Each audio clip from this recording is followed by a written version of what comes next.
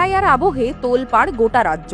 বাংলা সহ গোটা দেশের মধ্যে মোট 12টি রাজ্য জুড়ে হচ্ছে এসআইআর, কিন্তু এই প্রসঙ্গে ব্যাপকভাবে অশান্তি সৃষ্টি হতে দেখা যাচ্ছে কেবলমাত্র পশ্চিমবঙ্গেই। বিভিন্ন জায়গায় হুমকি দেওয়া থেকে শুরু করে এসআইআর নিয়ে বিভ্রান্তি ছড়ানো কোনো কিছুই বাদ রাখেনি রাজ্যের শাসক দল তৃণমূল। যারা আমাদের ভোট দিয়েছে, যারা আমাদের নির্বাচিত করেছে, তাদের কোনো নাম আপনি বাদ দিতে পারবেন না।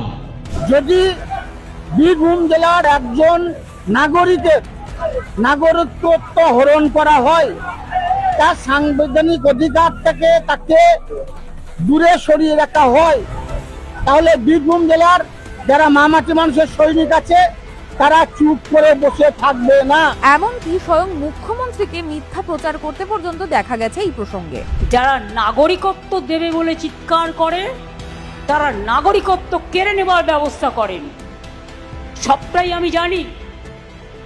এই এসআরএর নামে একটা এনআরসি করার প্রক্রিয়া চালাচ্ছিল।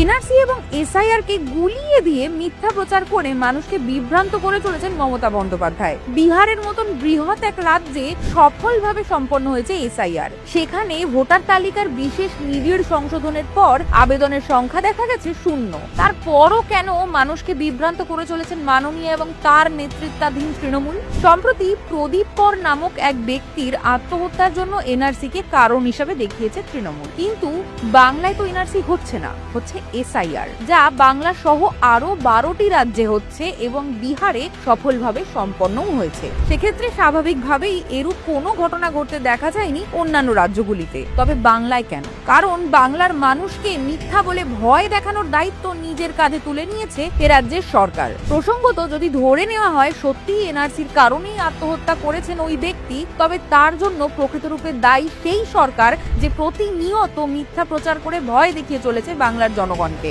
এবং সবচেয়ে উল্লেখযোগ্য বিষয় হলো এই যে 2002 সালে বিধানসভার 83 নম্বর পার্টের তালিকায় 16 নম্বরে উজ্জ্বল অক্ষরে লেখা রয়েছে প্রদীপ করের নাম। তবে কিসের ভয়ে আত্মহত্যা?